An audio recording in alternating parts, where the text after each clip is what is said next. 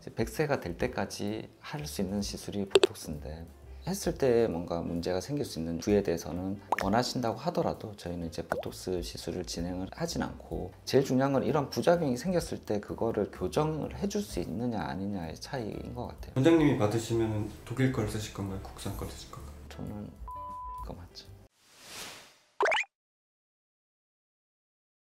네, 안녕하세요. 꿀원장 강윤수입니다. 보톡스에 대해서 모르시는 분은 아마 없으실 것 같아요. 아무래도 보톡스는 이제 즉각적인 시술 효과가 있다 보니 막 오시는 분들을 보면 나도 맞아보고 싶다, 나도 맞아야 되겠다라는 생각을 많이 하실 거고, 저희 병원도 정말 많은 분들이 보톡스를 하러 매일매일 오시는데, 사실은 보톡스가 그래도 주사 시술이기도 하고 부작용에 대해서 전해지다 보니까 이거 맞아도 될까에 대한 불안감도 있으실 텐데, 오늘은 이제 그런 보톡스에 대해서 우리가 정확하게 알아가는 시간이 되었으면 좋겠습니다. 대표적인 게 우리가 주름에 대한 고민, 그리고 근육이라든지 크기가 너무 크다, 이런 거에 대해서 고민을 가지고 많이 들어오시죠. 일반적으로 이제 보톡스라는 것 자체가 이제 제품명이고, 보툴린 톡신이라고 해서 독성의 성분이죠. 그럼 근육을 마비를 시키는 성분인데, 한마디로 미용적인 목적으로 주입을 하는 용량은 굉장히 소량입니다. 그래서 실제 그 용량 자체적으로 큰 문제를 유발하지는 않겠지만, 아무래도 주사 시술에 따른 부작용은 있을 수가 있어요. 어떻게 보면 보톡스의 장점이자 단점일 수 있는 거는 시간이 지나면 돌아온다는 거예요. 그러니까 어떠한 부작용이 와서 내가 불편감을 느껴도 기존에 내가 가졌던 이제 그런 모습으로 돌아온다는 게 좀 장점이죠, 단점이 될 수도 있죠. 시술 부위별로 놓고 봤을 때 일반적으로 제일 얘기 많이 나오는 부위가 이마 미간이라든지 사각턱 같은 부위인데, 이마 같은 경우에는 시술이 잘 되면 너무 만족도가 좋죠. 왜냐하면 이제 이마가 펴지잖아요. 피부가 얇은데 이제 주름이 좀 없어지면서 이마가 펴지면 보톡스만으로도 이마가 좀 반짝반짝해 보일 수 있습니다. 그래서 어떻게 보면 만족도가 굉장히 높은 시술이지만, 한편으로는 많이 호소하실 수 있는 게 이제 눈이 무겁다. 왜냐하면 이제 여기 근육 아래쪽에 보면 눈꺼풀 있는 부위에 눈꺼풀을 올리는 근육이 있는데, 이 근육에도 보톡스에 영향을 주게 되면 아무래도 그 올리는 근육에 힘이 빠지겠죠. 그러다 보니까 눈을 드는 힘이 좀 떨어질 수 있습니다. 그래서 눈꺼풀을 이마로 드시는 분의 경우에는 주사를 하시지 않도록 말씀을 드리거나, 그래도 꼭 해야 되겠다고 하시면 최대한 높여서 주사를 하게 됩니다. 그리고 다음은 또 많이 생길 수 있는 게, 간혹 가쪽에 있는 근육에 영향을 좀 덜 받게 되면 약간 끝이 올라가서 좀 싸나워 보이는 인상이 되잖아요. 우리가 이거를 사무라이 눈썹이라고 얘기를 많이 하는데, 이러한 경우가 생기기도 합니다. 그래서 인상이 좀 변했다라고 얘기를 많이 듣고 오시는데, 사실 이거는 여기에 근육만 조금 더 움직이지 않도록 주사를 해주면 가볍게 교정이 되기 때문에 이런 거에 대해서는 너무 스트레스를 받지 않으셔도 됩니다. 사각턱 같은 경우에도 근육이 굉장히 큰 부위여서 근육이 하나라기보다는 여러 개 다발로 이루어졌다고 보시면 돼요. 다발에 다 영향이 가야 되겠죠. 그래서 주사를 한 부위에 주사를 하는 게 아니라 여러 부위에 나눠서 주사를 하게 됩니다. 근데 여기서 제일 크게 생길 수 있는 게, 근육이 너무 크다거나 아니면 처음 맞으시는 분들 같은 경우에는 모든 다발에 다 영향이 안 갈 수가 있겠죠. 다른 부위에는 힘이 좀 빠져 있는데 여기에만 수축이 강하게 생기는 거예요. 그러면 약간 어떤 느낌이 되냐면, 우리 사탕 문 것처럼 부풀어 오를 수가 있어요. 이런 경우도 일부 주사를 해주게 되면 힘이 빠지기 때문에 교정이 가능합니다. 근데 제일 주의해야 될 거는 볼페임이죠. 근육 같은 경우에는 이제 저작근이 위에까지 있단 말이에요. 실제로 위에 있는 근육까지도 다 줄어들게 되면 이제 살이 좀 꺼져 보일 수가 있겠죠. 이런 분들은 최대한 보톡스 용량을 조금 낮춰서 주사를 하시는 걸 좀 추천드립니다. 그리고 보톡스를 근육 있는 부위에서 너무 앞쪽으로 주사를 하진 않는 게 좋아요.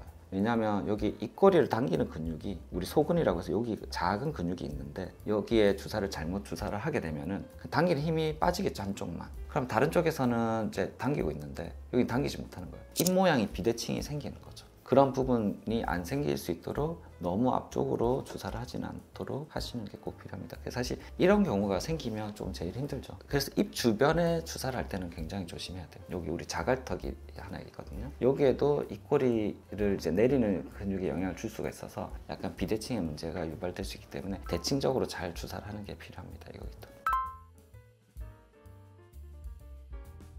제일 중요한 건 이런 부작용이 생겼을 때 그거를 교정을 해줄 수 있느냐 아니냐의 차이인 것 같아요. 정말 힘든 부위들이 간혹 있는데 제가 직접적으로 주사를 하지 않는 부위는 여기 눈 밑 같은 경우에는 여기 잘못하면 이제 표정 근육이 잘 안 쓰여질 때가 있기 때문에 이런 부위 주사는 직접적으로 주사를 하지 않는 게 좋고요. 잘못하면 여기 표정을 지을 수가 없어요. 난 웃고 있지만 광대는 움직이지 않는 거예요. 그래서 눈밑은 특히나 직접적인 주사는 하시면 안 되고, 여기에 이제 주름 치료를 원하는 경우에는 무조건 스킨 보톡스를 하시도록 말씀드리고 있습니다. 그리고 여기 고양이 주름이라고 해서 입술 위에 이 부위에도 사실은 직접적으로 주사를 하지 않는 게 좋습니다. 드라마틱하진 않아도 어느 정도 스킨 보톡스로 주사를 하게 되고요. 그리고 침샘 중에서도 이제 턱 밑샘 같은 경우에는 잘 보이지가 않아요. 그래서 이것도 꼭 디자인을 하고 주사를 맞는 게 필요하고요. 더더욱이나 여기는 너무 과용량을 맞지는 않는 게 필요해요. 이게 이비인후과적으로는 주사를 했을 때 문제가 생길 수 있는 건 연화곤란 같은 거,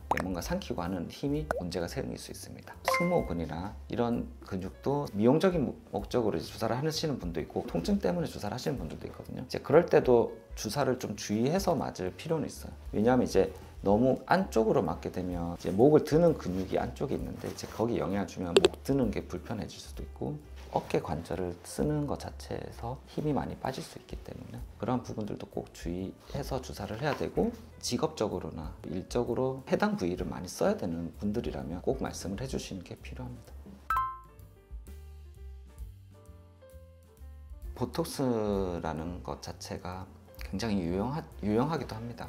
왜냐하면 이제 우리가 단순히 일반적으로 보톡스라고 하면 우리는 미용적인 생각만 하잖아요. 근데 실제로 보톡스는 기능적으로도 굉장히 역할이 좋습니다. 뭐냐면 우리가 두통이 있는 분들도 보톡스를 맞으시면은 이런 두통도 해결이 될 수 있고, 아까 말씀드린 목 통증도 근육을 좀 줄이면서 통증을 줄일 수도 있고, 이갈이가 심한 분들도 턱 근육을 좀 줄여주면 근육의 감소로 인해서 이갈이도 감소할 수 있고, 심지어 이제 강직이 오신 분들도 근육이 되게 단단해져 있는 거를 보톡스를 통해서 풀어주게 되면 움직임 자체도 부드러워질 수 있을 정도로 기능적으로 보톡스가 가지고 있는 역할이 굉장히 다양해지고 활용도도 많이 높습니다. 그런 목적으로도 많이 쓰실 수도 있지만 우리가 기본적으로는 미용적으로 많이 사용을 하게 되는데, 보톡스를 사용함에 있어서 첫 번째 제일 중요한 거는 나한테 맞는지를 확인하는 게 필요하다고 봅니다. 이걸 했을 때 내가 효과가 좋을지 이거에 대해서도 확인을 하고, 다른 문제는 없을지에 대해서도 충분한 상의를 해서 진행을 하는 게 꼭 필요하고요. 뿐만 아니라 아까 말씀드렸던 것처럼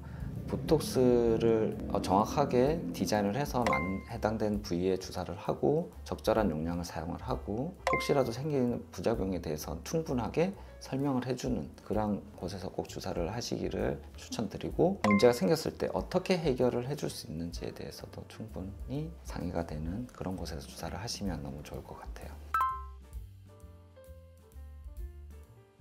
효과는 비슷하죠. 내성에 초점을 많이 두니까 요즘은. 왜냐면은 한두 번 맞는 걸로 끝나는 건 아니니까. 진짜 100세 시대잖아요. 100세가 될 때까지 할 수 있는 시술이 보톡스인데, 그러니까 내성이라는 게 어떤 거냐면 같은 양을 맞았지만 효과가 이전보다 좀 주는 것 같다, 그리고 유지 기간이 짧은 것 같다라는 그게 보여지면 내성이 생겼다라고 하시면 됩니다. 그만큼 꾸준히 내가 하려면 내성이 안 생기도록 주사를 하는 게 필요하거든요. 실제 얘네들 운반해주는 역할을 해주는 게 단백질이라는 껍질이 싸주고 있거든요. 근데 원래 독소는 크게 문제가 되는 경우 잘 없는데, 이런 단백질에 이제 항체가 생기면서 내성이 생기는 문제인데, 우리가 요즘 일반적으로 많이 사용하는 게 독일에서 나온 제오민이라는 제품을 쓰는데, 이 제품 같은 경우는 이제 둘러싸고 있는 단백질을 제거를 하고 순수한 톡신을 가지고 이제 만들어진 제품이다 보니까 이제 항체 생성이 거의 없다라고 알려져 있고, 그래서 꾸준히 맞기에는 더 안심하고 맞을 수 있다, 많이들 찾으시죠. 원장님이 맞으시면 독일 걸 쓰실 건가요? 국산 걸 쓰실 건가요? 저는 제오민 맞죠. 독일 거 맞죠. 비싸지만 내성 생길 때까지 국산 맞다가 외선 맞으면 되는 거 아니에요? 말씀하신 것처럼 그렇게 하시는 경우도 있어요. 그러니까 뭔가 항체가 생겼잖아요. 그러니까 항체가 또 다시 없어질 때까지 제오민을 맞는 거예요. 제오민을 맞는다고 해서 확 효과가 좋은 건 아니거든요. 이제 다만 그 기간 동안에는 국산을 맞을 수가 없잖아요. 계속 항체가 유발되기 때문에. 이제 그럴 때는 이제 독일산을 맞으시면 기대 효과만큼은 아니더라도 약간 효과를 보면서 어느 정도 기간이 지나서 다시 내가 보톡스를 맞을 수 있다. 그래도 중요한 건 항체가 안 생기도록 하는 거죠. 그래서 말씀하신 것처럼 항체가 안 생겼다는 기준 하에서 내가 지금까지 국산을 맞았어요. 여기서 갑자기 제휴민을 맞아도 되느냐? 맞아도 돼요. 예, 그거는 괜찮아요. 사실 보톡스 하나만으로도 가볍게 내 얼굴을 개선을 할 수가 있기 때문에 보톡스 부작용이 너무 많다던데 두려워하지 마시고 이제 병원에 상의해 보시고 도전해 보시는 걸 강력하게 추천드립니다. 네, 지금까지 고려나 강효수였습니다.